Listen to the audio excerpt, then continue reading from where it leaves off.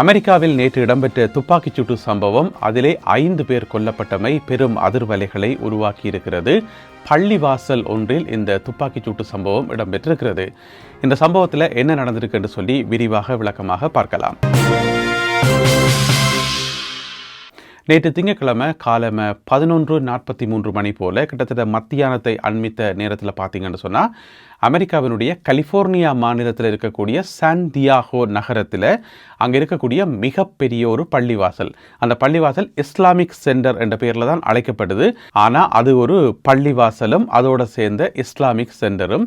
அப்போ காலம் 11:43 மணி போல் திடீரென்று ஒரு காரில் 2 பேர் வருகின்றார்கள். 2 துப்பாக்கிதாரிகள் அந்த சென்டரினுடைய வாசலில் செக்யூரிட்டி கார்டு இருப்பார் தானே, அவர் மேலே எதிர்பாராத விதமாக துப்பாக்கியால் சுட்டதால் அவர் அந்த இடத்திலே இறந்து விழுகிறார். அதுக்கு பிறகு இந்த 2 துப்பாக்கிதாரிகளும் உள்ளுக்குள்ளே ஓடி போய் என்ன செய்யணும்னு சொன்னால் அங்கே வேலை செய்து கொண்டிருந்த ஸ்டாஃப் மேலே கண்மூடித்தனமாக துப்பாக்கியால் சுடினோம். அதில் அந்த இடத்திலே 2 பேர் இறக்கினார்கள். வெளியில் செக்யூரிட்டி கார்டு, அப்புறம் உள்ளுக்குள்ளே 2 ஊழியர்கள் உயிரிழக்கிறார்கள். இன்னும் ஒரு சில ஆட்கள் காயமடைகிறார்கள். அதுக்கு பிறகு அந்த 2 துப்பாக்கிதாரிகளும் அங்கிருந்து தப்பி வெளியே ஓடிவிடுகிறார்கள். உடனடியாக போலீசாருக்கு தகவல் அறிவிக்கப்பட்டு நூற்றுக்கணக்கான போலீசார் உடனடியாக விரைந்து அது மட்டும் இல்லாமல் அமெரிக்காவினுடைய புலனாய்வு அமைப்பாகிய FBI அவர்களும் விரைந்து உடனடியாக அந்த ஏரியா முழுவதையும் தங்களுடைய கட்டுப்பாட்டுக்களை கொண்டு தீவிரமான தேடுதல் வேட்டையில் இறங்கி அந்த கொலையாளிகளை பிடிக்கத்தானே வேணும். ஏன்னு சொன்னால் எந்த இடத்துல பதுங்கி இருக்கிறார்கள் சொல்லி தெரியல. அது மட்டும் இல்லாமல் திடீரென்று திரும்பவும் தாக்குதல் நடத்துகிறாங்க தானே. எனவே அவர்களை தேடுகின்ற பணிகள் ஒரு பக்கம் நடந்து கொண்டிருக்க, இங்கால பார்த்தீங்கன்னு சொன்னால் காயமடைந்தவர்கள் உயிரிழந்தவர்களை மீட்கின்ற நடவடிக்கையிலையும் போலீசார் ஈடுபட்டிருந்தார்கள். இதுக்கிடையில் பார்த்தீங்கன்னு சொன்னால் அந்த பள்ளிவாசல் இருக்குது தானே இஸ்லாமிக் சென்டர், அதுக்கு பக்கத்தில் ஒரு கொஞ்ச தூரம் தள்ளி அங்கால போய் பார்த்தீங்கன்னு சொன்னால் ஒரு காருக்குள்ளே இந்த 2 துப்பாக்கிதாரிகளும் உயிரிழந்த நிலையில் மீட்கப்பட்டிருக்கிறார்கள். அவர்கள் தங்களுக்கு தாங்களே துப்பாக்கியால் சுட்டு உயிரை மாய்த்திருப்பதாக போலீசார் முதல் கட்டமாக தகவல் வெளியிட்டிருக்கிறார்கள். 2 பேரையும் எடுத்து செக் பண்ணி பார்த்தா 2 பேரும் டீனேஜ் வயசுள்ளாக்கள், இளம் வயதுள்ளாக்கள், டீனேஜ் வயசுள்ளாக்கள். அப்போ எதற்காக இந்த சம்பவம் நடந்தது என்று சொல்லி தெரியலை, எதற்காக இஸ்லாமிக் சென்டருக்குள்ளே பூந்து சுட்டார்கள் என்று சொல்லி தெரியலை. முதல் கட்டமாக இது ஒரு வெறுப்பு செயல், வெறுப்பால் செயலாக இருக்கலாம் என்று சொல்லி போலீசார் தகவல் வெளியிட்டிருக்கிறார்கள். ஏன்னு சொன்னால் ஒரு சம்பவம் நடக்குது என்று சொன்னால் அதுக்கு பின்னால் நிறைய மோட்டிவ், நிறைய காரணங்கள் இருக்கும். ஒன்று பயங்கரவாத நடவடிக்கையாக இருக்கலாம், அல்லது ஒரு குழுவாக சேர்ந்து குழுவால் ஒழுங்கமைக்கப்பட்ட ஒரு தாக்குதலாக இருக்கலாம். இந்த மாதிரி பல காரணங்கள் இருக்கும் தானே. எனவே இந்த 2 டீனேஜ் வயது உள்ளவர்களால் நடத்தப்பட்ட இந்த தாக்குதல் வெறுப்பினால் நடத்தப்பட்ட தாக்குதலாக இருக்கலாம் என்று சொல்லி போலீசார் முதல் கட்ட தகவல்களை வெளியிட்டிருக்கிறார்கள். விசாரணைகள் தொடர்ந்து இடம்பெற்று வருகின்றன. அமெரிக்க ஜனாதிபதி டொனால்ட் ட்ரம்ப் அவர்கள் நேற்று திங்கட்கிழமை மாலை வேளையில் ஒரு தகவல் ஒன்றை வெளியிட்டிருந்தார். என்னென்று சொன்னால், இன்றைக்கு செவ்வாய்க்கிழமை அமெரிக்கா ஈரான் மேலே பிற்றும் தாக்குதல் ஒன்றை நடத்துவதற்கு திட்டமிட்டிருந்ததாம். இன்றிலிருந்து தாக்குதலை மறுபடியும் ஆரம்பிப்போம் என்று சொல்லி, ஆனால் இறுதி நேரத்தில் தான் அந்த தாக்குதல்களை ஒத்தி வைத்திருப்பதாக அமெரிக்க ஜனாதிபதி டொனால்ட் ட்ரம்ப் அவர்கள் தன்னுடைய ட்ரூத் சோஷியலில் போட்டிருக்கிறார். எதற்காக என்று சொன்னால், நிறைய நாடுகள் வேண்டுகோள் வைத்தார்களாம். அதாவது கட்டார், சவுதி அரேபியா, யுனைடெட் அரபு எமிரேட்ஸ், இந்த நாடுகளினுடைய மன்னர்கள், ஜனாதிபதிமார் இவர்கள் வேண்டுகோள் வைத்திருந்தார்களாம். என்னென்னு சொன்னால், இல்லை உடனடியாக இப்போ தாக்குதல் நடத்த வேண்டாம், பேச்சுவார்த்தைக்கான ஒரு காலம் கணிஞ்சு கொண்டு வருது, ஈரான் ஒரு ப்ரொபோசல் கொடுக்குது, எனவே கொஞ்சம் வெயிட் பண்ணுங்க, பேசுங்க, பேசி ஏதாவது சரி வராட்டி இப்போ அதுக்கு பிறகு கூட இஷ்டம் என்ற மாதிரி அவர்கள் சொன்னார்கள் என்று சொல்லி டொனால்ட் ட்ரம்ப் அவர்கள் தன்னுடைய ட்ரூத் சோஷியலில் எழுதிக்கார். அப்போ அவர் போட்டாப்புறான் தெரியும், இன்றைக்கு செவ்வாய்க்கிழமை தாக்குதல் நடத்துறதுக்கான ஒரு பிளானில் அமெரிக்கா இருந்தது என்று சொல்லி. ஏன்னு சொன்னால் எல்லா படையினரும் தயார் நிலையில் இருப்பதாக ஏற்கனவே தகவல்கள் வந்தது, அமெரிக்க ஊடகங்களில் வந்தது. அமெரிக்கா மிக விரைவில் தாக்குதல் ஒன்றை நடத்த போகுது, அதற்கான பின்கள பணிகள் நடந்துருக்குன்னு சொல்லி. ஆனால் செவ்வாய்க்கிழமையாக இன்றைய நாளாக இருக்கும் என்று சொல்லி யாருமே எதிர்பார்க்கல. எனவே அது ஒத்தி வைக்கப்பட்டிருப்பதாக ட்ரம்ப் சொல்லியிருக்கார். அது மட்டும் இல்லாமல் ட்ரம்ப் இன்னொரு விஷயம் சொல்லியிருக்கார். என்று சொன்னால், ஈரான் இந்த சந்தர்ப்பத்தை பயன்படுத்தி கொண்டு பேச்சுவார்த்தைக்கு விரையல் என்று சொன்னால், அந்த பேச்சுவார்த்தையில் முன்னேற்றம் இல்லை என்று சொன்னால் உடனடியாக தாக்குதலை நடத்துவதற்கு தான் தங்களுடைய மத்திய கட்டளை பணியகத்துக்கும் மற்றது பென்டகனுக்கும் உத்தரவு பிறப்பித்திருப்பதாக, அதாவது எந்த வேளையிலும் தாக்குதல் ஒன்றை நடத்துவதற்கு நீங்கள் தயாராக இருக்க வேண்டும் என்று சொல்லி இந்த அமைப்புகளிடம் தான் கட்டளை பிறப்பித்திருப்பதாக டொனால்ட் ட்ரம்ப் அவர்கள் தன்னுடைய ட்ரூத் சோஷியலில் எழுதியுள்ளார்.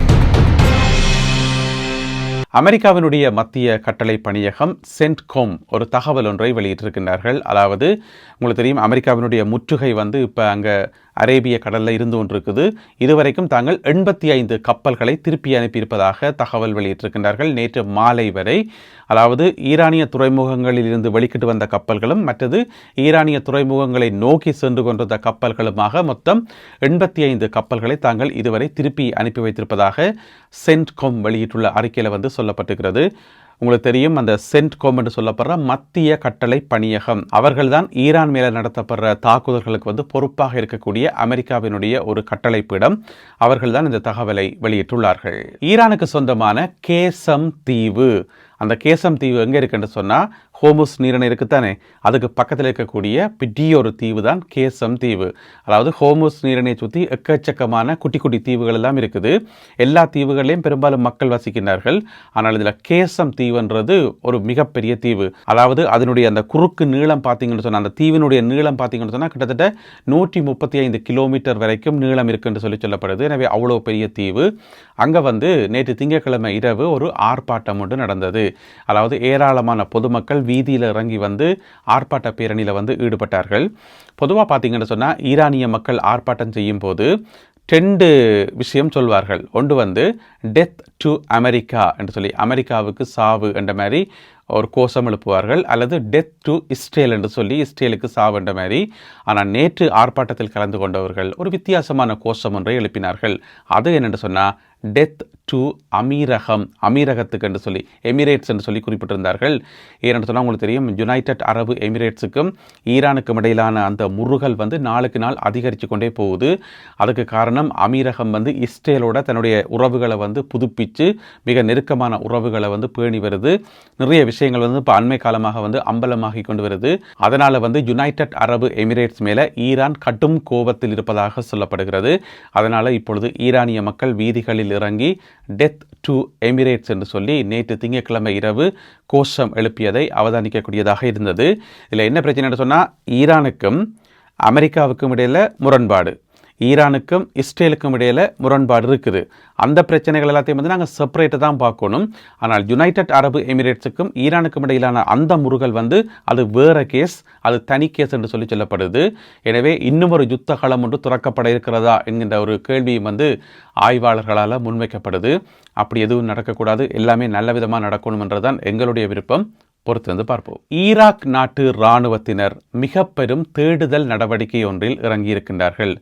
ஈராக் நாட்டு இராணுவம் ஏன் தேடுதல் வேட்டையில் இறங்கணும், அங்கே என்ன பிரச்சனை, அங்கே ஒரு பிரச்சனையுமே இல்லையே என்று கேட்டிங்கன்னு சொன்னால் அங்கே ஒரு பிரச்சனை ஒன்று இருக்குது. அதாவது அமெரிக்காவினுடைய பிரபலமான ஊடகங்கள் the Wall Street Journal, the New York Times ரெண்டும் சேர்ந்து ஒரு புலனாய்வு செய்தி ஒன்றை வெளியிட்டு விட்டார்கள். அந்த புலனாய்வு செய்தியில் என்ன சொல்லப்பட்டிருக்குன்னு சொன்னால், இந்த மாதிரி ஈராக்கினுடைய மேற்கு பகுதியில் அடர்ந்த பாலைவனத்தில், அங்கே மக்களே கிடையாது, ஒரு நகரங்களும் கிடையாது, ஒன்றும் கிடையாது, வெறும் வெட்ட வெளி, வெறும் பாலைவன பகுதி ஈராக்கினுடைய மேற்கு பகுதி. அந்த பாலைவனத்தில், நட்ட நடு பாலைவனத்தில் இஸ்ரேல் 2 இராணுவ முகாம்களை அமைத்திருக்கிறது என்று சொல்லி ஒரு அதிர்ச்சியூட்டும் செய்தி ஒன்றை வெளியிட்டிருக்கின்றார்கள் இந்த நான் சொன்ன 2 அமெரிக்க ஊடகங்களும். அப்போ அதை கேட்டோன்னு எல்லாருக்கும் ஷொக்காகும் தானே, எதுக்கு ஈராக்குக்குள்ளே போயிட்டு இஸ்ரேல் தன்னுடைய இராணுவ தளத்தை அமைக்கணும் என்று சொல்லி, அதாவது ஈராக்கிய அரசாங்கத்துக்கே தெரியாமல் ரகசியமாக அமைத்திருக்கிறார்கள். அதுக்கு காரணம், இப்போ ஈரானுக்குள்ளே என்டர் பண்ணினா கட்டாயம் பிடிபட வேண்டி வரும், ஆயுதங்களை கொண்டு போக முடியாது. எனவே வெளியில் பக்கத்தில், ஈரானுக்கு பக்கத்தில் ஈராக்குக்குள்ளே பாலைவனத்தில் ஒரு இராணுவ முகாம் அமைச்சா அதில் அதை வச்சுக்கொண்டு பின்தளமாக வச்சுக்கொண்டு நிறைய ஆப்ரேஷன் செய்யலாம் தானே. அது மட்டும் இல்லாமல் ஒரு பகுதியில் பார்த்தீங்கன்னு சொன்னால் ஒரு 1.5 கிலோமீட்டர் நீளமான ஒரு ஓடுபாதை, தற்காலிக ஓடுபாதை ஒன்றை அமைத்து அதில் விமானங்களை இறக்கி ஏற்றி இருக்கின்றார்கள். இவ்வளவு வேலைகள் செய்திருக்கின்றார்கள் ஈராக்குக்குள்ள இஸ்ரேலிய படையினர். ஆனால் ஈராக்கிய அரசாங்கத்துக்கு தெரியாது. அப்போ அதை எப்படி தெரிய வந்ததுன்னு சொன்னால், அமெரிக்க ஊடகங்களில் போடப்பட்டிருக்கிற அந்த தகவல் என்ன சொல்லப்பட்டிருக்குன்னு சொன்னால், ஒரு நாள் அந்த பகுதியில் ஒருத்தர் ஆடு மேய்ச்சி கொண்டு போகிறார். அந்த பாலைவன பகுதியில் ஆடு மேய்ச்சி கொண்டு போய்க்குள்ள திடீரென்று பார்த்தா கொஞ்சம் தூரத்தில் தள்ளி ஹெலிகாப்டர்கள் ஏறி இறங்குறதும் இடங்களிலும் விமானங்கள் வந்து தாழ்வாக பறக்கிறது என்று சொல்லி வளமைக்கு வாரான வித்தியாசமான காட்சிகளை அவர் பார்க்கிறார். ஏன்னு சொன்னா அந்த இடத்துல வந்து ஆடு மேய்க்கிறவருக்கு தெரியும் தானே இதுல ஈராக்கினுடைய ஹெலிகாப்டர்கள் வருமா போகுமான்னு சொல்லி. அப்ப அவருக்கு விளங்கிட்டது சம்திங் ரோங், இந்த ஹெலிகாப்டர்களும் இந்த விமானங்களும் வந்து ஈராக்குக்கு சொந்தமானவை அல்ல, இதுக்குள்ள ஏதோ பிரச்சனை இருக்குன்னு சொல்லி உடனே ஓடி போயிட்டு ஈராக்கினுடைய இராணுவத்துக்கு பாதுகாப்பு படையினருக்கு வந்து தகவல் கொடுத்துட்டார். தகவல் கொடுத்தோன்னா அடுத்த நாள் ஈராக்கிய இராணுவம் வந்து அந்த பகுதியில் வந்து இறங்கி ஒரு தேடுதல் வேட்டை ஒன்றை மேற்கொள்ளுது. தேடுதல் வேட்டையை மேற்கொண்டு ஈராக்கிய இராணுவம் வந்து கிட்ட நெருங்கி போய்க்க திடீரென்று பார்த்தா மற்ற பக்கத்தில் இருந்து எதிர்பாராத விதமாக துப்பாக்கி சூடுகள் வர ஆரம்பித்தன. துப்பாக்கி ரவைகள் வந்து கிழிச்சு கொண்டு வர ஆரம்பித்து அதில் வந்து ஒரு ஈராக்கிய இராணுவ வீரர் காயமடைந்து அந்த இடத்திலேயே வந்து உயிரிழக்கிறார். இன்னும் ஒரு சில ஈராக்கிய இராணுவத்தினர் வந்து காயமடைகின்றார்கள். உடனடியாக அந்த இடத்துல இருந்து ஈராக்கிய இராணுவம் வந்து வித்ரோ பண்ணி பின்னால் வந்துட்டு என்ன நடந்திருக்குன்னு சொல்லி நிலைமைகளை ஆராய்ஞ்சு பார்த்தா அதுக்கு பிறகுதான் தெரிய வந்திருக்குது இஸ்ரேலால் அமைக்கப்பட்ட இராணுவ தளங்கள் அங்கே இருந்தது. இது வந்து எக்ஸாக்டா எந்த இடம் என்று சொன்னா ஈராக்கினுடைய மேற்கு பகுதியில் இருக்கக்கூடிய நஜாஃப் என்று சொல்லப்படுற ஒரு இடம். அது முதலாவது.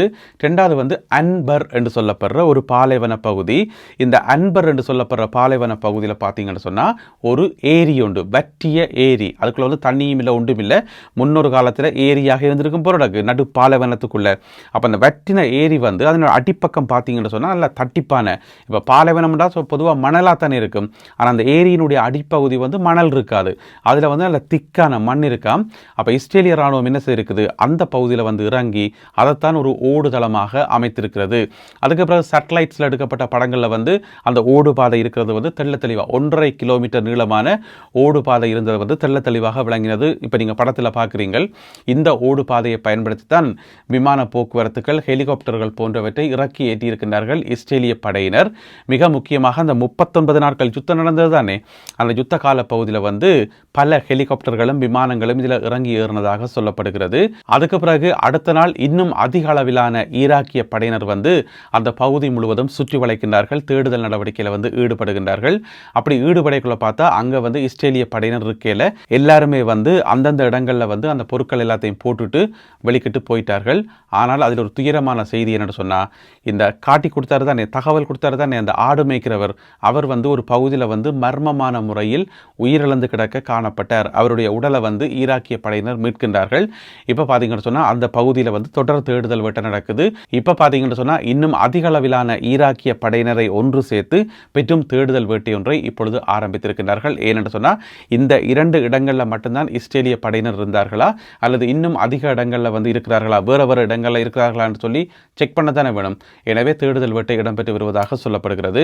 அது மட்டும் இல்லாமல் அதில் தங்கியிருந்த இஸ்ரேலிய படையினர் வந்து இஸ்ரேலிய வான்படையினுடைய சல்டக் என்று சொல்லப்படுற ஒரு பிரிவு, சல்டக் பிரிவு என்று சொல்லப்படுற ஒரு படையினர் தான் அங்கே தங்கியிருந்திருக்கிறார்கள். அது மட்டும் இல்லாமல் அந்த தேடுதல் வேட்டை பிரிவிற்கு தானே, அதாவது வந்து இப்போ இஸ்ரேலிய விமான படையினருக்கு ஏதாவது பிரச்சனை வந்தால் அந்த சம்பந்தப்பட்ட இடத்துல போயிட்டு அவர்களை காப்பாற்றுகின்ற படையணி, அமெரிக்க இராணுவத்தில் இருக்கிற மாதிரி இஸ்ரேலிய இராணுவத்தில் இருக்கக்கூடிய அந்த படையணியும் வந்து அந்த குறிப்பிட்ட பகுதியில் தங்கியிருந்ததாக சொல்லப்படுகிறது.